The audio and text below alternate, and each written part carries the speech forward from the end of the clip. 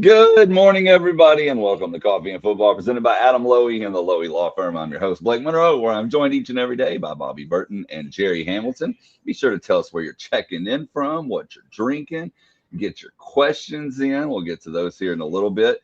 But first, guys, we got a lot to talk about this morning because we had some coaches meeting with the press yesterday. Y'all were there in attendance. First, Jerry, I'm actually going to ask you why the glasses. Well, it's the start of football season, man, and it's you got to wear the gooders. I had to make sure I brought them on the trip because it's only going to be like 110 heat index with the sun right in your face today for the media window availability. Yeah, it's going to be warm. Let's put it that way. As you can tell, we're all at different places than our normal environs today. I'm actually on the University of Texas campus this morning, just outside the UGL library, right next to the Texas Union. So I'm here. Jerry's at a hotel nearby. Blake, you're in a hospital room. Your son. Yes. People, a quick update on Colt before we move forward with more news, if you don't mind.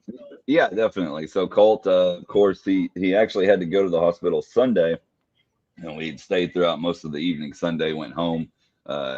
Monday, got home for a little bit, and Cooks called yesterday morning right before we were doing the show. Jerry and I were actually talking, getting stuff ready. So I had every intention of being on yesterday morning, and Cooks called and said he has to come back up. There's some blood culture issues going on, and so we're still kind of unsure on those. They think it may be a contaminant, but there's also some other issues that they have found since we learned that. So we're kind of playing the waiting game. We'll get the doctor here in about an hour, maybe an hour and 15, 20 minutes, and get to learn a little bit more. But yes, Colt, hopefully he's doing good.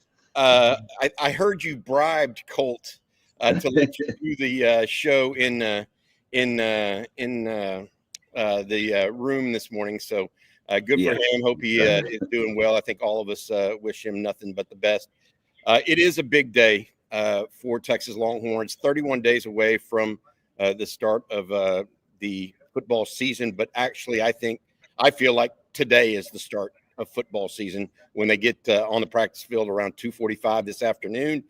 We will see a number of new players in jerseys this afternoon. The coaches spoke to the media at length yesterday, not just the coordinators, Jerry and Blake, but every single assistant was available. And there were some revealing news and notes that we heard. Let's first hear from Alan Clark, if you don't mind, and what he had to say about Brad Spence and what they're going to be doing with him this year, because this was a little bit of breaking news, Jerry. It depends on who we in, right? Honestly, we're in multiple stuff. So again, man, just find his mismatches, which best fits him. I know on third down, we'll probably go rush him inside. Could just give him that twitched up three-tech that we're looking for. But early down, probably play him at that big end to get him on the field early, let him roll.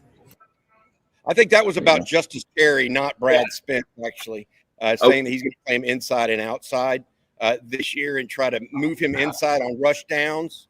My apologies. That's okay, Blake. I understand. I'll explain it to folks. But long story short, a number of little revealing nuggets like that with Terry. That's not unexpected, but something that we're going to be. The other piece that came out yesterday, outside of Brad Spence moving full time, by the way. And let's say this: I think everything's still a little subject to change on all this. I think there's going to be versatility. Things go on within the scheme, but keep going. Yeah, well, so Brad Spence, Lyle and Clark said that Brad Spence has been moved full-time at the end of June, or as of the end of June, to edge.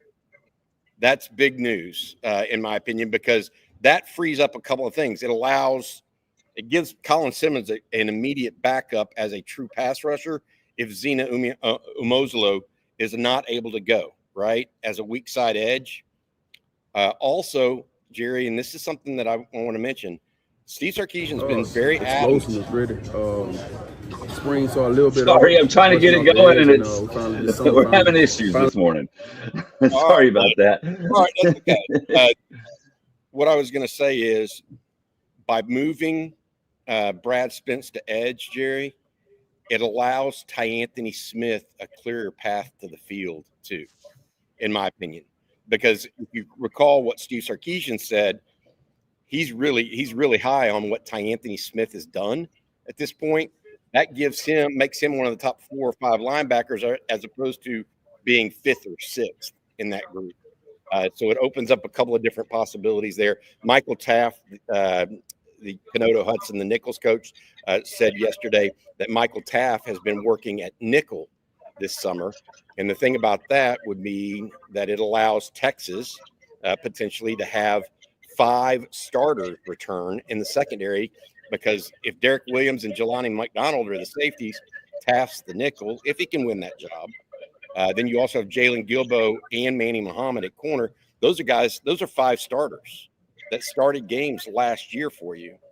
Now, albeit 2 of them at different positions, but a more experienced secondary, I did not see that one fully coming. And maybe I should have, but I did not see that coming necessarily out of the gate. But those were the 2 big moves that I wanted to talk about there.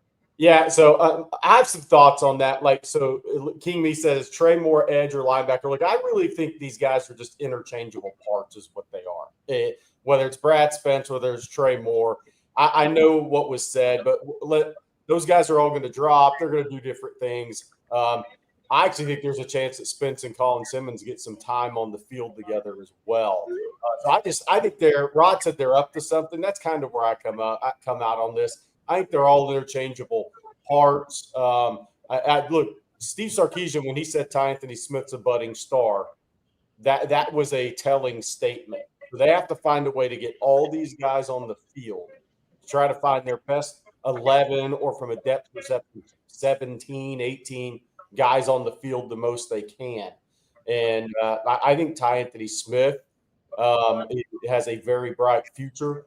That's the interesting thing to me is I just think a lot of these guys are going to be interchangeable, right? You're going to see Trey Moore at some edge, not just linebacker, right, Bobby? You'll see Brad Spence off the edge. You'll also see him drop some as well. I just think these are a bunch of interchangeable parts they have, and they're going to put them all together to get the best players on the field the most snaps they can. I do think I have the correct Brad Spence the film now, and so I'm going to play it and hopefully get it right this time. 3rd time's the charm. Explosiveness, really. Spring saw a little bit of it, rushing off the edge, and we finally this summer finally decided to permanently move him there. But man, explosive, physical guy.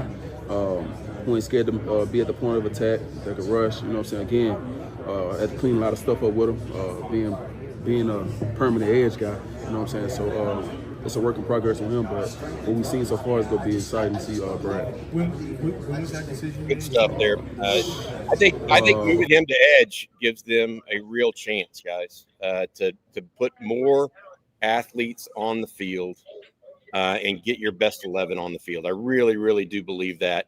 And that's something that I'm pretty big believer in. They're trying to do that clearly in the secondary by moving Taft to nickel potentially, by moving Spence to edge. Maybe they're doing it that way at multiple levels of the defense, right? That's kind of the MO right now of this Texas defense. Get the best players on the field and figure it out from there. All right, before we go forward, I want to say thank you to our sponsor every Wednesday morning, brought to you by our friend Adam Lowy and the Lowy Law Firm. If you've been injured in a car wreck, truck wreck, automobile accident of any kind and think you might be due compensation, make sure you reach out to Adam and his group for a no strings attached free consultation. Again, that's LowyLawFirm.com. If you've been injured in a car wreck, truck wreck, automobile accident of any kind, from 18-wheeler to ATV, give Adam and his group a call. LowyLawFirm.com. All right, guys, we got more videos to take a look at, to listen to here in a moment. But first, I also want to say happy birthday to Charles Nelson of Leander. Charles is a proud veteran who's done a lot of important work with Congress to improve the lives of many veterans across the nation. So happy birthday to Charles, a big hook 'em to him, and thank you for your service as well, Charles. We definitely appreciate that. Yeah, he's a big listener. So I wanted to say happy birthday to Charles and his family. That's right. All right, so let's stay on defense for a moment. We also got a clip of PK talking about the portal additions on the D line. The buy-in, the want to attention to the detail, doing all the little things right that have nothing to do with football. They're all really good. Had a really good off season, good summer. We got some talented guys. We got good depth there. We got really good depth there, better than last year. We'll see, how we perform and how productive we are. But we really like what we got. My big takeaway there was better depth than last year. His last comment was the most important comment that he made on D-line. Better depth than last year. If that ends up being the case, Texas is going to be a really good football team. Bobby, I mean, that is a pretty strong statement to make coming off of last year. Really good defense, at least. You know, that's borderline ridiculous if they truly have more depth. You know, I'm. You know, he mentioned Alex January right off the bat. That was his first, when asked about defensive tackle, he mentioned Alex January and how he's come along.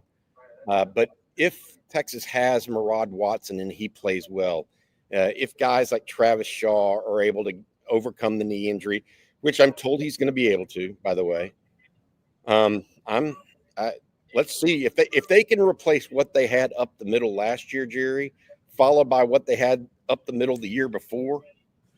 This is really, it's kind of crazy.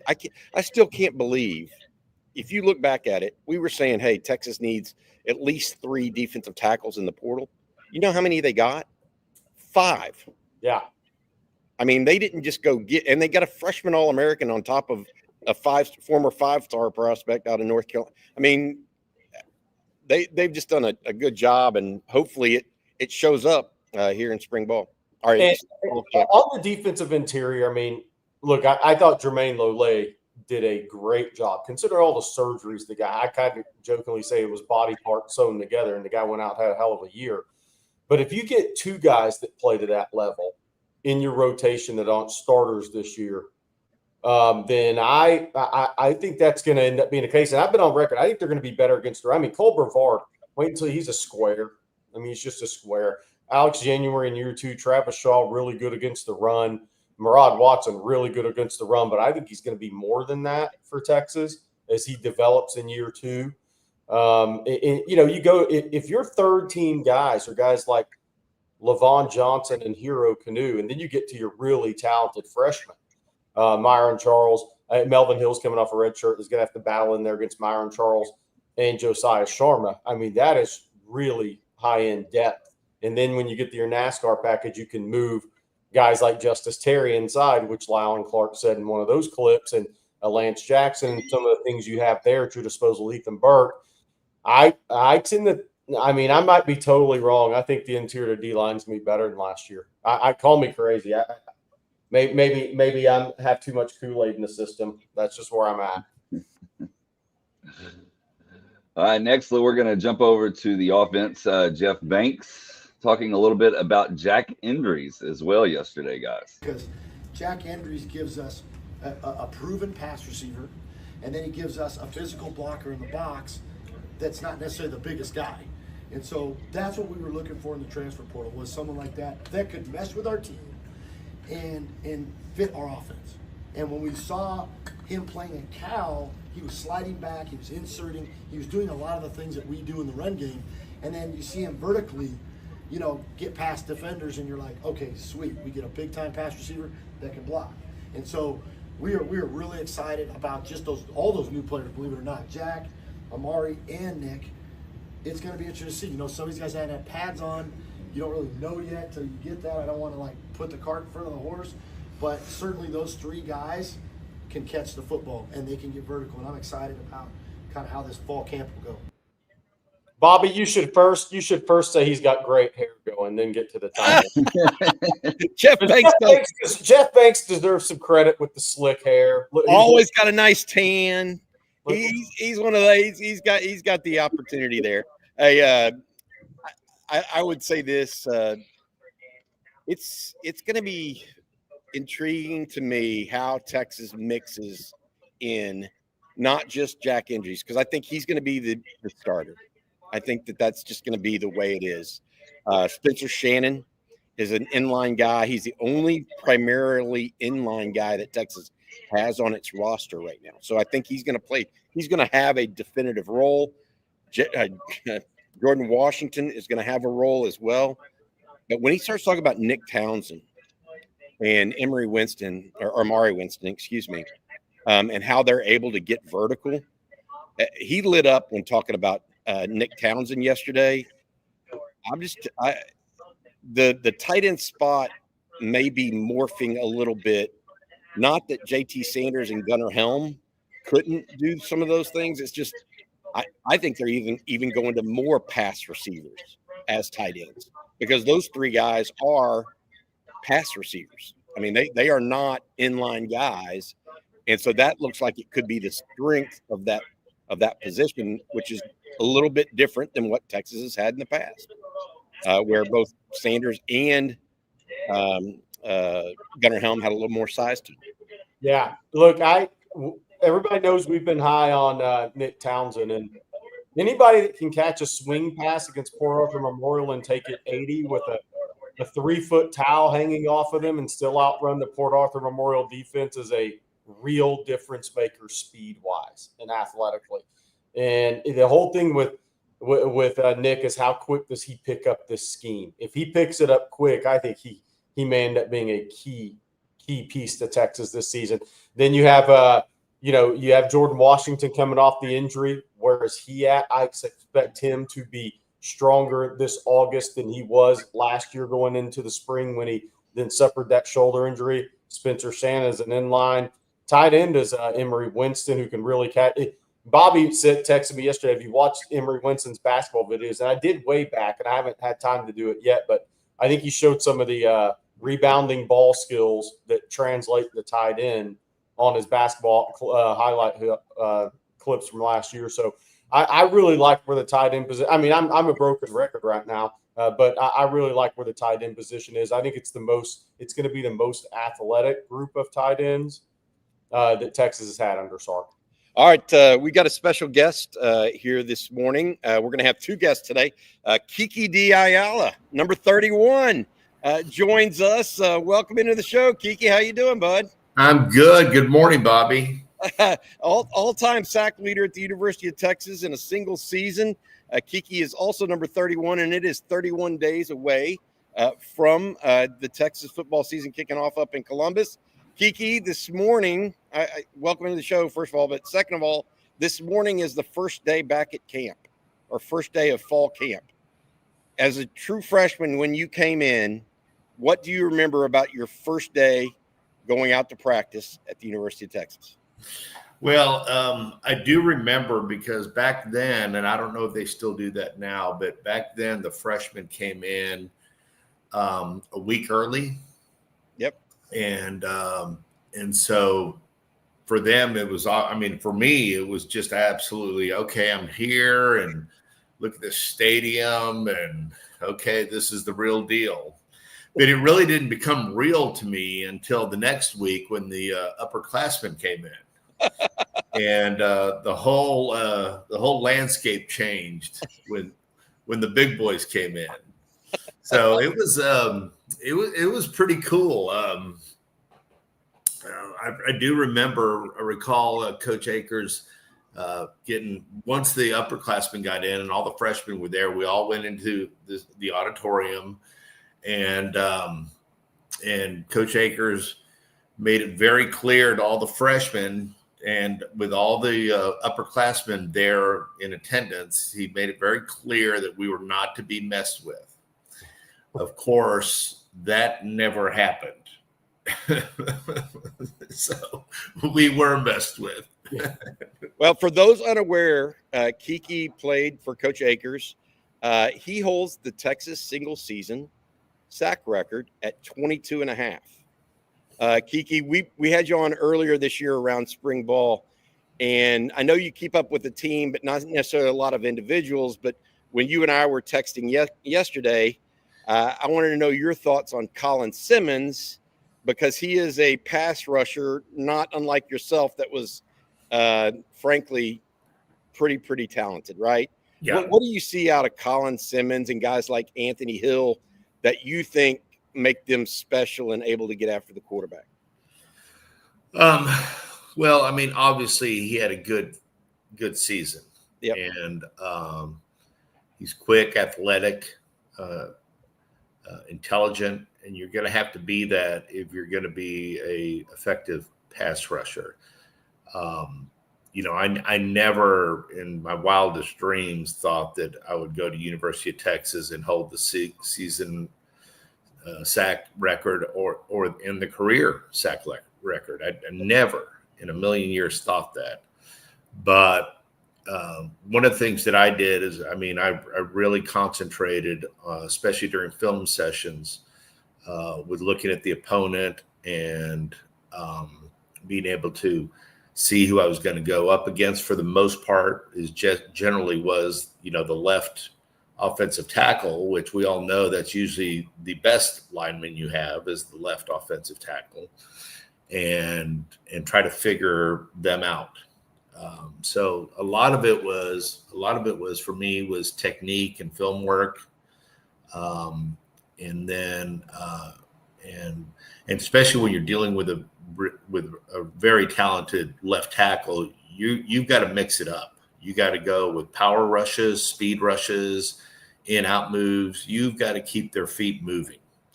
And generally they're, 310 pounds, and guys like Colin and me, we're 230, 40 pounds, back then.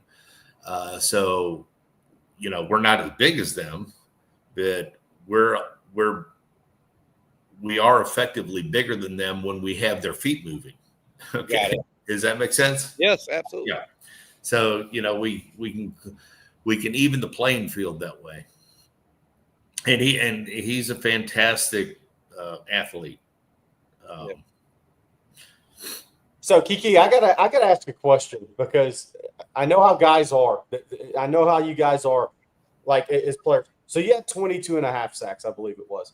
How many did you miss? What was the number you should have had in your mind that season? Was it 26? Was it 28? Like, do you ever say, my gosh, I missed 3 or 4? It could have been this number. Well, going back in time, most of the teams we played, Southwest Conference teams, were running teams. Yep.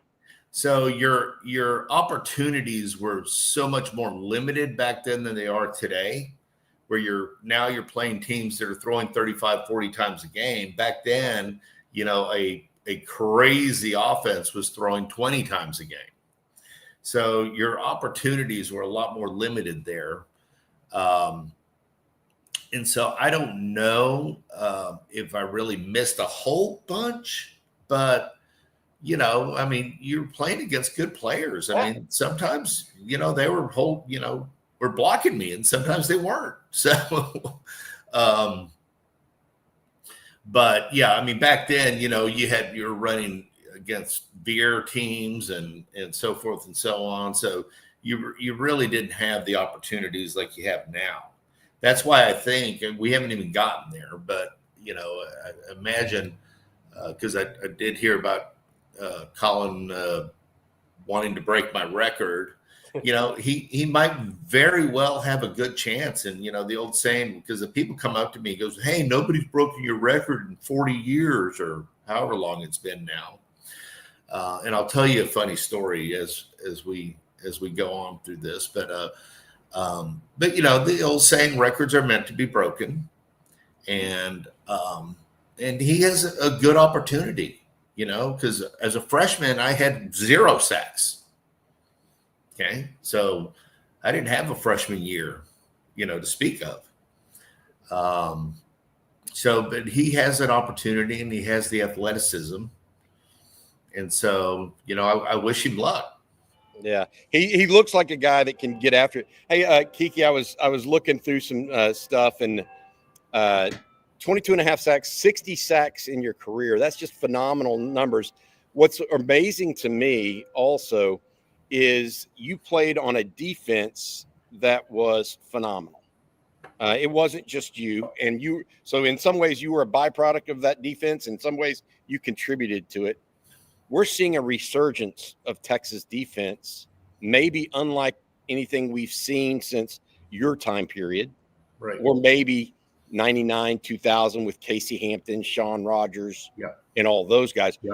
How does that make you feel as a Texas diehard that kind of grew up on Texas defense? Well, one of the things is that, obviously by my sophomore season, I was in the lineup. Yep. And, looking at the players that I was playing with, you were held to a higher level. I mean, these guys, I mean, nobody on that defense was easy to deal with. I mean, I don't care. I mean, my freshman year when we had McMichael and that gang, and then my sophomore year when Sims and those guys came around, and you had such a great linebacking core, whether it was Lance Taylor, Doug Schenkel, Bruce Schultz, Robin Semline. I mean, even the other defensive end, Eric Hawley, Ed Williams. I mean, these everybody was somebody to reckon with. I mean, there wasn't like, hey, we're going to double this guy, and you would have had to double everybody. I mean, they were all great players, extraordinarily good players, and you had a great defensive backfield, so quarterbacks had to hold the ball a little longer. All right, Kiki, we got to get going here, but please do me a favor and tell us what you're up to. Tell folks what you're up to nowadays, and then and if you keep up with any of the old teammates, etc.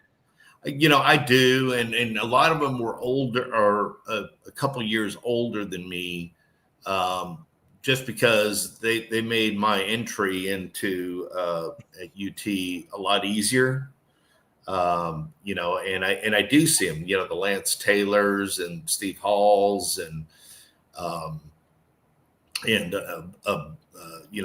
got to see Robert Brew. I hadn't seen him in a long time. Eric Hawley, keep in touch with Rick Ingram and Sam Ainsley, and different guys from different eras.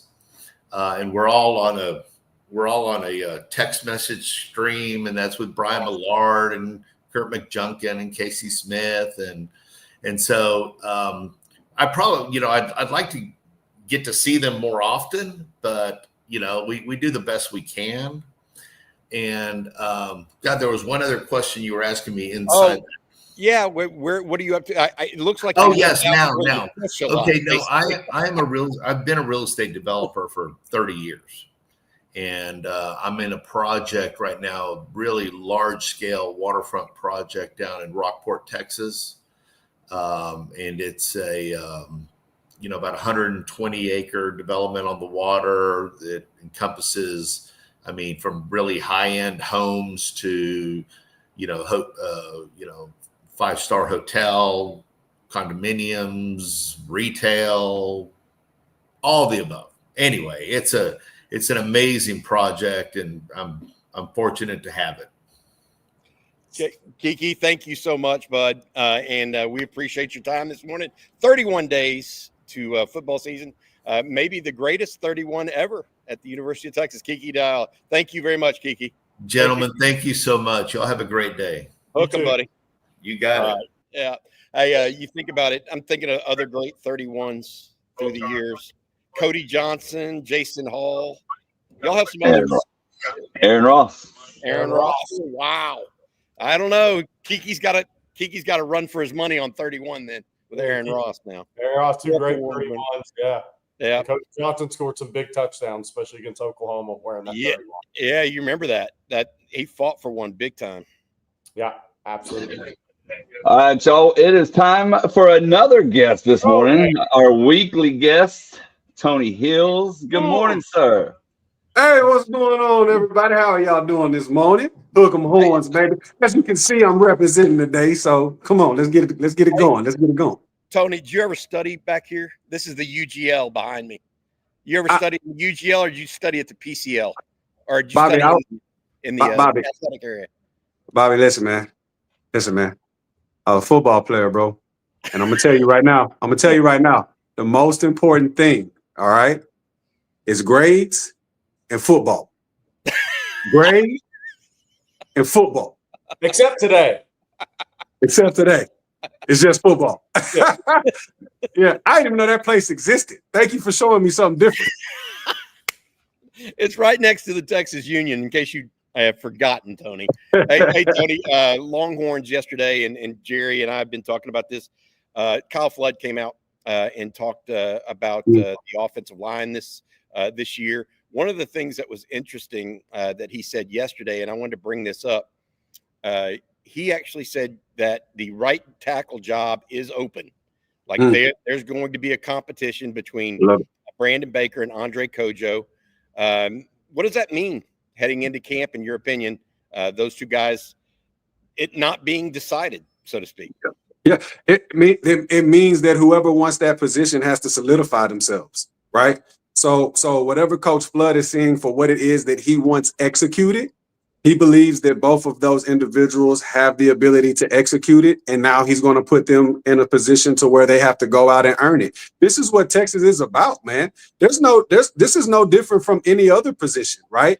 From what I've seen in Sark's system, if we just look back over the past couple of years, like there's always been competition levels. The ones that were solidified in those particular spots, they were solidified for a reason. So when you look at the offensive line, every last one of those guys that were on that line the year before had an opportunity to go to the next level, solidified their spots. So if Brandon Baker or Kojo wants that spot, it has to be solidified. So to me, it shows that there's something that's going on that side to where somebody hasn't separated themselves, right? And I like that. I like that. You don't get anything in this game. Everything is earned. So, hey, Baker, if you want it, go get it. Kojo, if you want it, go get it. I love it. Hey, Tony, we talk about the guys who, and look, Brandon Baker left the spring as the starter, right? He's the favorite, but there's competition. We've never really asked you about Andre Kojo. Yeah. It's still crazy to me that he enrolled at Texas at 16 years, 11 months, and like 362 days, right? I mean, can you imagine enrolling at Texas as a 16-year-old?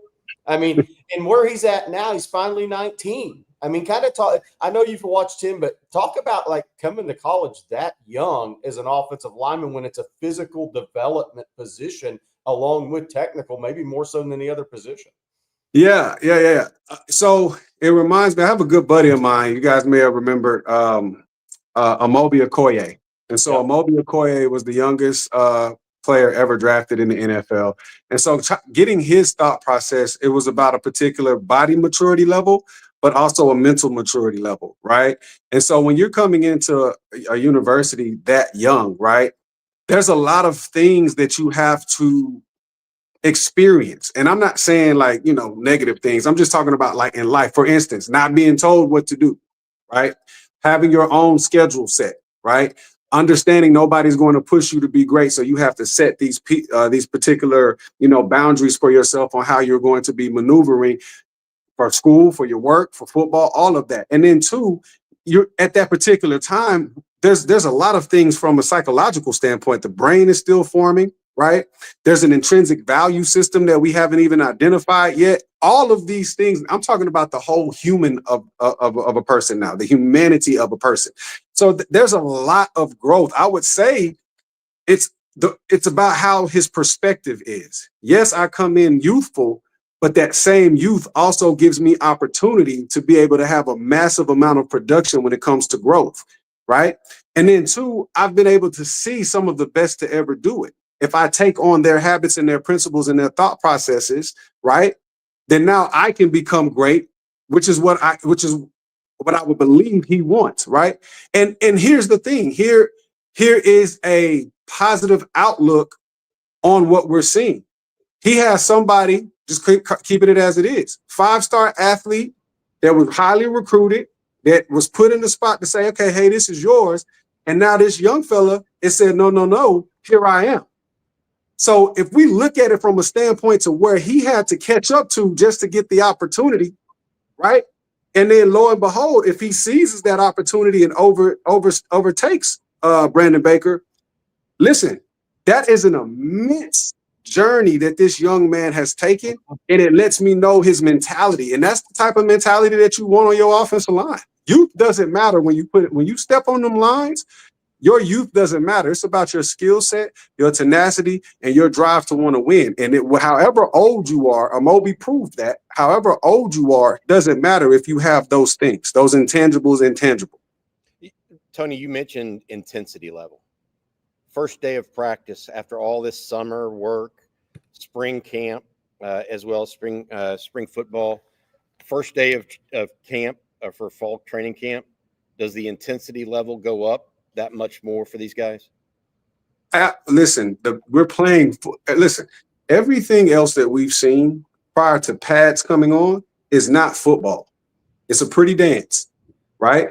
It's an opportunity to be able to understand the movements, to understand the psychology of what the game is, to understand how my steps should be, where my eyes should be, all of those particular things. When we put these pads on, that's when we're going to find out who football players truly are, right? And I'm not talking, and listen, Bobby, here's the thing. I'm not even talking about the first week, second week. I'm talking about the dog days. I'm talking about when the body's not fresh. I'm talking about when I got a little ache or injury or sprain this or swollen that or dislocated this or torn. I'm talking about those things. The SEC has has always been the most similar to the NFL, right? As it pertains to physicality. Now you take on the amount of games that are being played. If you want to go to the next level, when it comes to the physicality, when it comes to how long the schedule is, when it comes to the way we have to, you're getting all of that now. So this is going to make a man out of a lot of people, and it's going to also potentially expose individuals as well. And you need that because you got to know who you're going into battle with when week one gets here. We're playing Ohio State, the defending national champions. And I know the team looks different, and I know people have left and all of that, but at the same time, they hold the banner as the defending national champions. I can't be second guessing individuals that I'm putting out here to go and to compete when we kick off, when we have this kickoff, right? So that's what training camp is about. It's about seeing who has the best physical shape, but who also has the most mental shape and the willpower to continue to push through in spite of. And in spite of, I leave blank because it doesn't matter. It's in spite of pain. It's in spite of things I'm dealing with off the field. It's in spite of what my grades ain't right and now I got to put in extra work. It's in spite of I didn't get a lot of sleep last night. Whatever the in spite of is, when I step on this field, that is the only thing that I'm locked in on, and I'm going to do this job to the best of my ability every time I lace up these cleats. That's all I care about. There's no excuses, no explanations. I only want to see results. That's it. That's a little intense. Yeah. I asked if the intensity level was ratcheted up, and I think you just got your answer. Somebody had their oatmeal cream pie this morning. Hey, Tony, I want to ask you this. At some point, we don't know when that period is.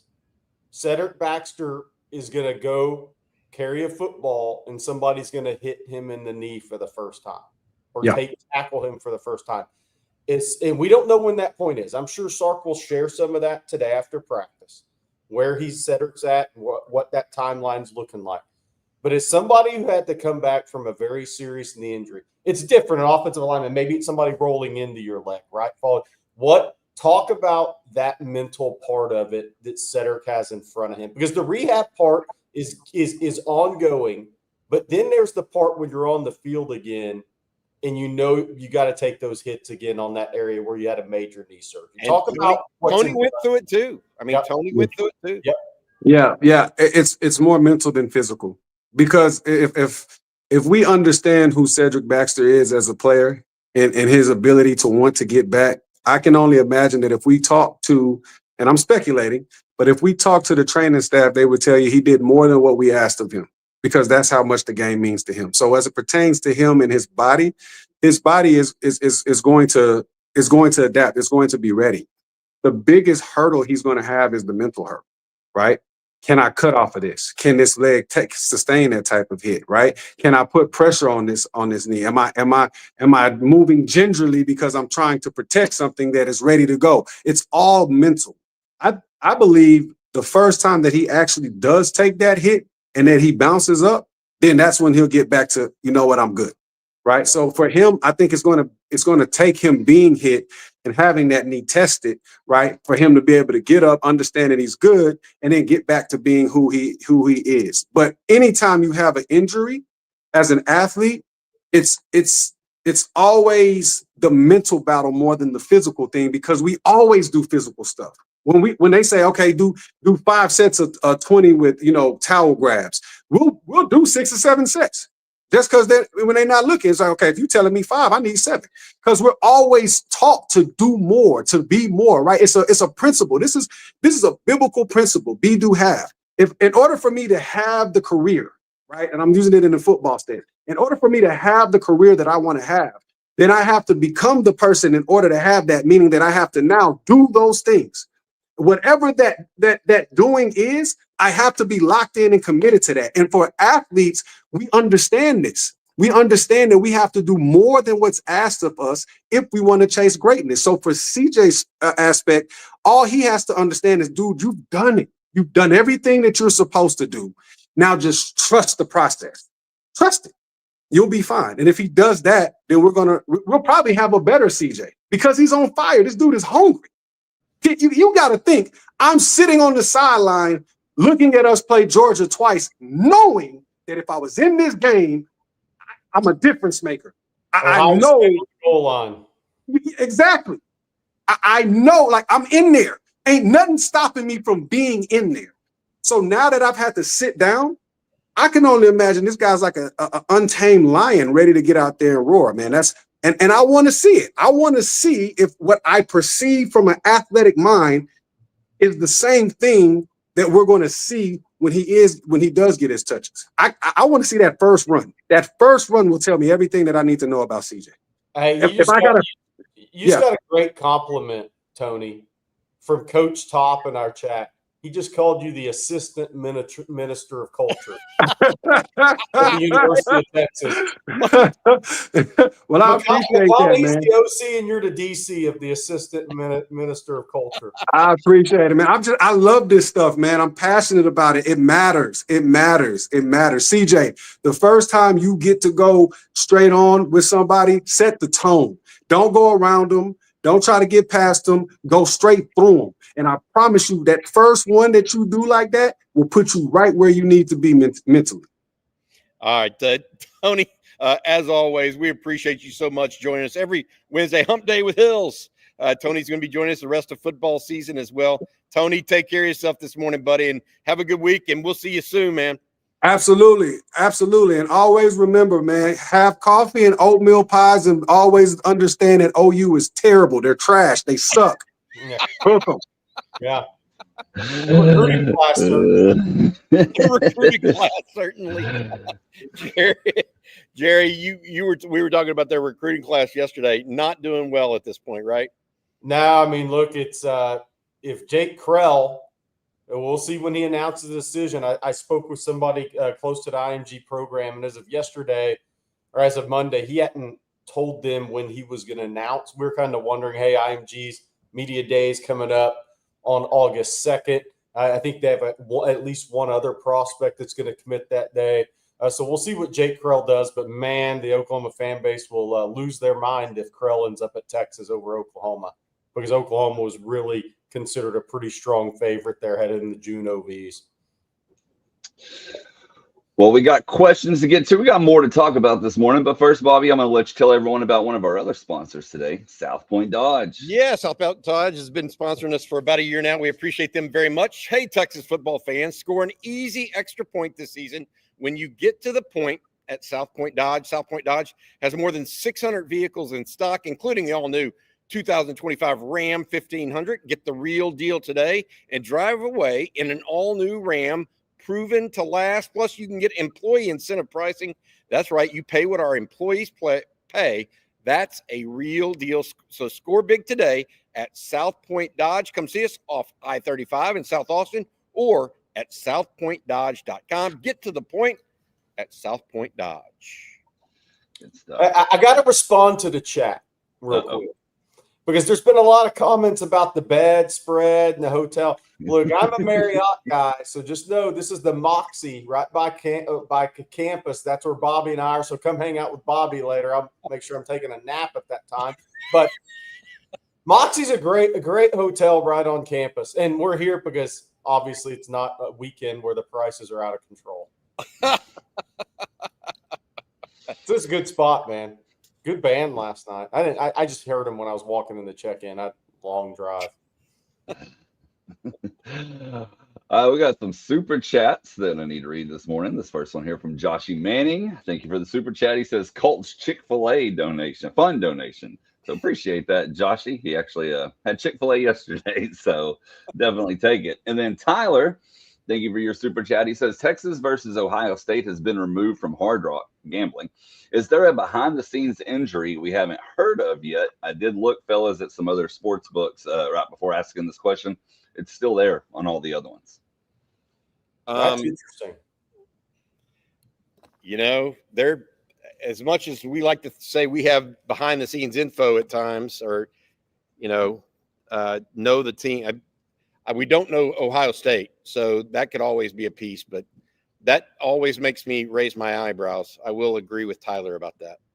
When you see a line move or something like that happen, I mean, Jerry and I talk about it. Things don't happen like go move 3 or 4 points off a line unless something's going, and they certainly don't take them off the board. No, not this. If it's still available elsewhere, I think it may have just been a glitch potentially. I don't know. We'll see.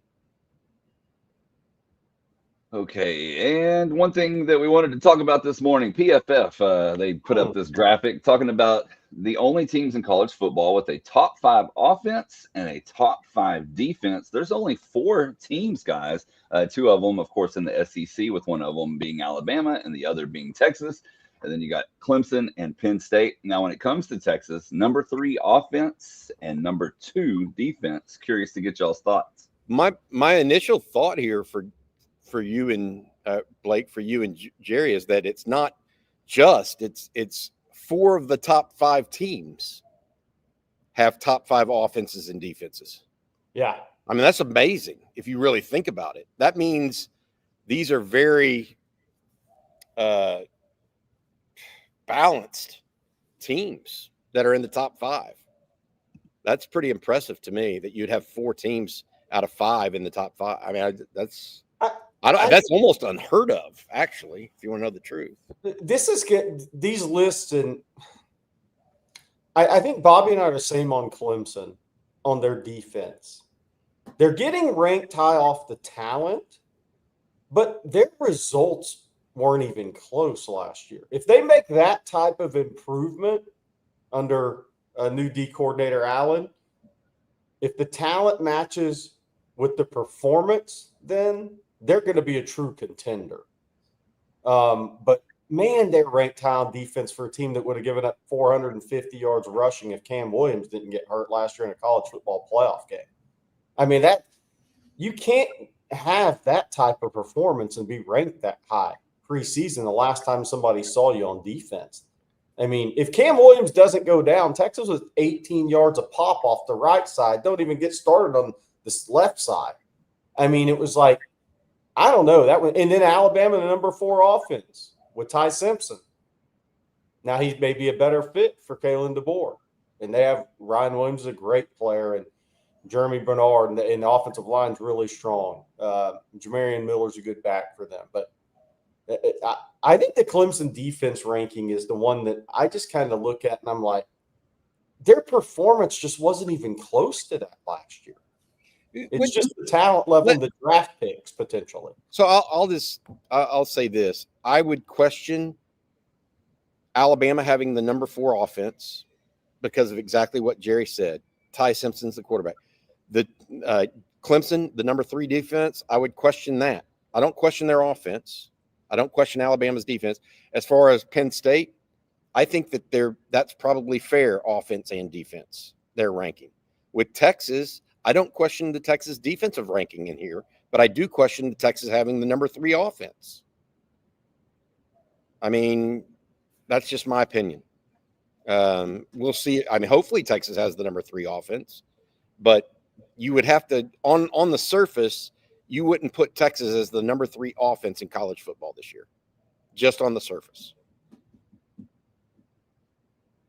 And then along those same lines, fellas, Fox Sports came out with their top 10 players in college football this year, and 3 of those teams that we just talked about each have 2 players on this list, Texas, Clemson, and Alabama. But when it comes to Texas, Arch Manning, number 4, Anthony Hill, number 7. Are we surprised by anything on this list?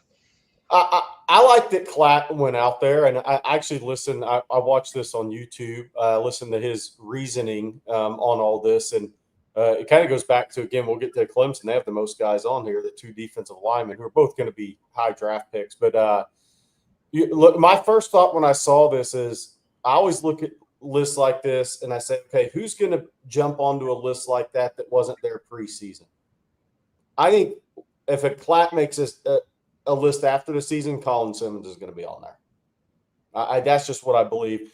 And look, I like that he went out there. His reasoning for Arch was sound. I thought this is not Joel Klatt's not a clickbait guy. This was his reasoning was sound. If you haven't listened to that, but I like his list. I really do.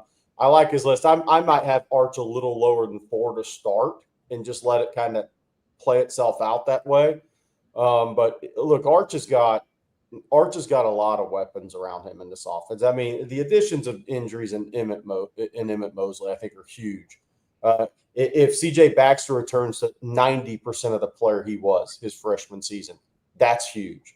I mean, Arch has a lot of things around him, but he's also been in the game experience will come, and he's going to have a bad game turnover-wise. It's bound to happen with any quarterback. You're going to be throwing it deep late or late middle 2 or 3 times, and it's going to bite you, and you learn from it.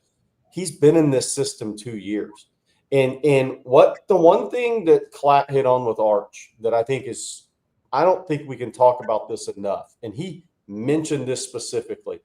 Opposite hash, vertical throws outside the numbers.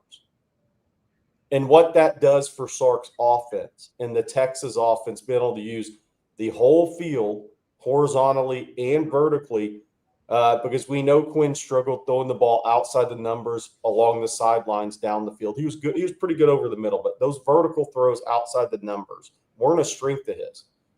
Well, that's not a weakness of Arch. So Sark now has the full field at his disposal from a play calling perspective, and then you have the players around it. I like the reasoning that Joel Klatt gave for having Arch 4, and that it doesn't mean it won't come without struggles. He's a young quarterback, because there's going to be some forced deep throws or late middles for a guy that's very aggressive like he is down the field. But I thought his reasoning was sound. Jeremiah Smith and Jeremiah Love are the 2 best college football players at this point, in my opinion. I think Ryan Williams is really good too. Yeah, and Ryan Williams is really, really good. I'm with Jerry on the Clemson defense, and those 2 players did not play like that last year against Texas, frankly. They just didn't. Now, maybe they got after it this year in the offseason, and it's their money year, right? Their contract year, and they're going to get after it. So that could be something. But Anthony Hill, Colin Simmons, Arch Manning, do we think those are the 3 best players on the Texas roster? I think I would agree with that. I don't know that those will be the 3 highest picks, though. I mean, Trevor Gooseby has a chance to be a really, really high pick, guys. But are Arch Manning, Colin Simmons, and Anthony Hill the 3 best players on the Texas roster? I think so. I tend to think so too. Yeah. And by the way, the other thing is, if you're looking for what'll be fun, I think college football has a lot of star power right now heading into this season. You look at a list like that, and Lenore Sellers isn't on that list. What does Sam Levitt look like in year 2 as a starting quarterback? If that was year 1, year 2 is probably going to be pretty good. Somebody mentioned, by the way, it's a good time to bring up DJ Lagway's in the boot. Obviously, I don't think from asking a couple of people, it's thought to be anything major. But man, he's got to stay healthy. There's a lot of questions there around that kid, but there's a lot of star power in college football, and when you come up with a list like that, the crazy thing is Lenora Sellers isn't even on it. Yeah. Colin Simmons, freshman of the year, is not even on it. Dylan Stewart at South Carolina, potentially great player like Colin Simmons, not even on it. So it's going to be a hell of a season in college football, in my opinion. We got some really, really good talent at the right positions in college football. And speaking of positions, Matthew Miller with the super chat says, were you guys surprised it was Kojo and not Brooks competing with Baker? Also, who are your top 3 guys in sacks this year? I have Simmons, Hill, and Spence, Matthew says. I was not surprised by Kojo and Baker because that's what we've been talking about all off season. I will say that, and I wrote this morning, that doesn't mean that Brooks won't get an opportunity at some point to see if he's a difference maker at right tackle. One of the things that Kyle Flood said yesterday in his press conference, I don't know if everybody heard this part, but he said essentially, guys, that he always kind of cross trains left and right tackles. That's one of the reasons why Trevor Gooseby was able to go in and fill in for Cam Williams as well as Kelvin Banks last year and do it fairly well, both in both opportunities. So I think that we will see Brooks get a shot there. I'll go back to what I said back 2-3 weeks ago. If Brooks is really ready and he took this offseason the right way and he's ready to compete early, then I think that's a 3-player race for that right tackle job. If Brooks hasn't or starts off slow in training camp, then I think it's a 2-person race. Let's see out of the gate which way Nick Brooks is leaning in that regard. That's my take on it. And then we have a super chat from Kyle this morning. Kyle says, what are y'all's thoughts on Arch Manning's passing yard line being at 239 yards on Prize Picks for the Ohio State game? Seems a bit low. Hard to say. I mean, these things are hard to say because you don't know how the game's going to go from a, is how many possessions are actually going to be. Is Ohio State going to are both teams going to run the football a little bit more to protect inexperienced quarterbacks in a game like that? How are the teams going to attack this game, and how's this game going to go? I think it's really tough to say. I would say if on the surface, if Arch is under 239, then Texas probably hasn't scored enough points to win the game the way I think it's going to go right now, because that means Texas will have had to run the ball really well on Ohio State. If Arch goes 15 of 25 for 200, does Texas win? Probably not. Depends how many points Ohio State scores, right? I mean, they're gonna have to really run the football at numbers like that. I'm just wondering. That's a good 60%. Hey, Blake, go back to that previous super chat because we didn't answer the second part of his question. Apologies. Yeah, that's okay. It was who were the top 3 guys in sacks this year? Sorry about that, Matthew. I have Simmons, Hill, and Spence. Agree. And the reason I have those, Bobby, the reason I have those is because I think if Colton Vosick ever has a healthy season, he factors in.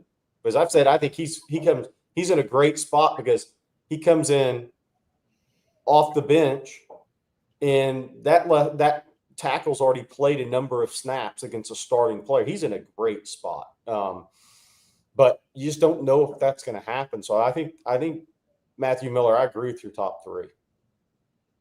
I would put in there. You mentioned Vosick. Trey Moore's going to find a way to the quarterback too. Yeah, he's one of those guys that just has and we saw it late in the season, Jerry and Blake. It's kind of a sneaky, I'm going to hang around the rim kind of quarterback pass rusher, right? I mean, it's kind of odd, but the numbers end up being pretty strong. So I would put him in that, juggle him into that category too. All right, and then we have a super chat from Thomas Pope. He says JD Pickle released his college football playoff winner being LSU. He also has 5 teams from the SEC making the college football playoff, with those 5 being Texas, Georgia, Bama, LSU, and A&M. What are your thoughts on that? God. Well, the Big Ten's going to have a cow if 5 SEC teams make it. So will the ACC, and who knows what Brett Yormark will do. I don't have a problem with any of those teams making it per se. I do think that I've said on this program, I think A&M is going to be better this year. Now, will they actually execute? That's the question with them. LSU's the same way for me. They've got the talent. Will they execute? Georgia, Bama, Texas, all possibilities. All possibilities. I don't have a problem. Is LSU going to win the national championship? I would bet heavily against that, frankly, because as good as Nussmeier can be, he's still a little too much of a statue at quarterback for me. Yeah, I was actually trying to look up. Somebody in the chat can look it up. Don't forget, they lost Will Campbell, and they don't have a prime replacement for him that's going to be a top 10 pick. I was trying to look up where LSU ranked as far as total defense last year in college football. And I think it was they were 58th in total defense, 80th in yards per play given up. They were 75th in third down defense. Which means they were probably in the bottom 5 in the SEC. They have to make – they're the same as Clemson. They have to make dramatic improvements on defense to have a realistic shot. Or right now it's more talk than they both do. And that's why that first game is going to be fascinating. Which defense has made the biggest strides? LSU or Clemson, yeah.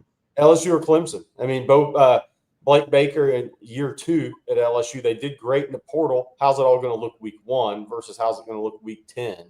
And then Clemson. With Allen as the D coordinator, we know the talent up front is tremendous.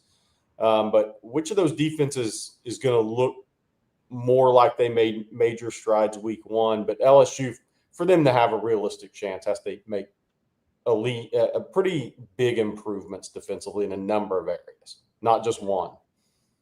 Hey, so going back to the first part of that super chat, 5 teams from the SEC. I looked up the over-under on conference teams to make the college football playoff in the sports book. They have the SEC and Big Ten. The over-under is set at 3.5. For the ACC and Big 12, the over-under is set at 1.5. Yeah, that makes sense. So, I mean, we've had 2 people ask this question real quick. I'm going the same answer as last year. It's going to be DeAndre Moore. If I'm proven wrong, I'm proven wrong, Bobby. Somebody else asked this earlier, and who's y'all's pick to be the first on the practice field each day? Until we're proven wrong, we got to say it's DeAndre Moore. Yeah, he was last year. Not including specialists, by the way. Right. Yeah. So maybe Emmett Mosley with him. Maybe Emmett Mosley with him. Let's see. We don't know. I mean, legitimately, we don't know. It's a good question. Time out. Oh. I'm going to change my answer. It's going to be Arch Manning today. Ooh. It's going to be Arch. It's going to be Arch. Okay. We'll see. I would stick with DeAndre Moore. Arch may travel with the team, if you know what I mean. Now DeAndre is part of specialists too, so. Yeah. I'm going DeAndre Moore. Well, speaking of quarterbacks, Sugarcane Daddy with a super chat wants to talk about the backup quarterback. He says, any update on the QB2 battle? Is it possible Trey Owens improves enough to win the job after Arch is gone? Of course it's possible. AJ Milwee was asked this question yesterday about why Texas brought in Matthew Caldwell, the transfer from Troy. Milwee said, look, we told both KJ and Trey Owens the truth. We don't want to go into the SEC or this season with a lot of inexperience at quarterback. We're going to bring someone in that can compete with y'all for that backup quarterback spot. Nothing is going to be given. And so while I think Trey Owens can eventually be a starter, he's going to have real competition, according to AJ, and not according to Bobby Burton, but according to AJ Milwee, at quarterback for the number 2 spot. That's just going to be reality. So whether we like it or whether Trey Owens fans like that or not, the reality of it is it's coming. And Matthew Caldwell, Trey Owens, I think, going to go really hard at that number 2 spot this fall. Well, before we get somebody about the practice schedule, 2:45 today, 2:45 Thursday. Then they go to night practice after that for a couple. Then practice is 3 and 4, from what we understand. Well, before we move on, fellas, Bobby, I'm going to let you tell everyone about Adam Lowy. Yeah, absolutely. Adam is a good friend of the show, been sponsoring us for a long time now. We appreciate him very much. If you've been injured in a car wreck, truck wreck, automobile accident of any kind, from 18-wheeler to ATV, make sure you give Adam and his group a call, loweylawfirm.com. They've been helping injured Texans for 20-plus years now. Again, loweylawfirm.com. Thank you very much, Adam, for your ongoing sponsorship of On Texas Football. Also want to mention this about Adam, and Blake, you and your wife did a good job last week of explaining into it. Adam is participating, and his company is participating in a complete the list or fill the list. Clear the list campaign for teachers in and around the state of Texas. So, for example, and what we mean by that is the extra things that a teacher might buy herself or her classroom might need to buy for her or him as it goes. And so Adam's participating in that. Just a good all-around guy trying to help folks out. Again, if you've ever been injured in a car wreck, truck wreck, automobile accident of any kind, reach out. loweylawfirm.com. I think this is a good question real quick, Blake. I want to get some input. Which horns play with the largest chips on their shoulders, both innately and specifically this year? Is it Wisner on that short list? I'm going to tell you who I hope it is. Derek Williams and C.J. Baxter. When they return. Yeah. Because they missed last year. When they return. And I think their timetables of return are different, but that's who I hope it is. Because they both had to sit there and watch last year. And what do they hear all off season when they're rehabbing? Well, is this player came on in the spring. Oh, here's this freshman coming in who is a highly ranked guy. Brendan Bowersox has a good one. Manny Muhammad, Bobby Petronic, that's a good one. Ryan Nelson, DJ Campbell. There's some areas you can go with this. I hope it's the 2 guys that missed last season, because you know how that goes, Bobby. Hey, here's the young guys coming in, the highly ranked recruiting class. They're going to take somebody's spots. You missed. What are you going to be like when you come back? Trey Wisner went for 1,000 yards. Oh, by the way, Jarrett Gibson's in year 2. Christian Clark's back. Really good freshman, James Simon. There's a lot that goes into this for these guys that miss a season. People who play with the chip on their shoulder, I think Trey Wisner is the embodiment of that. Yeah. Not rated as highly as C.J. Baxter coming in. All he does is go out there and play like a crazed dog on special teams as a freshman on both punt and kick coverage. I think Wisner's the embodiment of that description. I really do. And so much so that I don't think, no offense to Manny Muhammad, everybody plays their own way and creates their own opportunity. But I think Wisner's done that.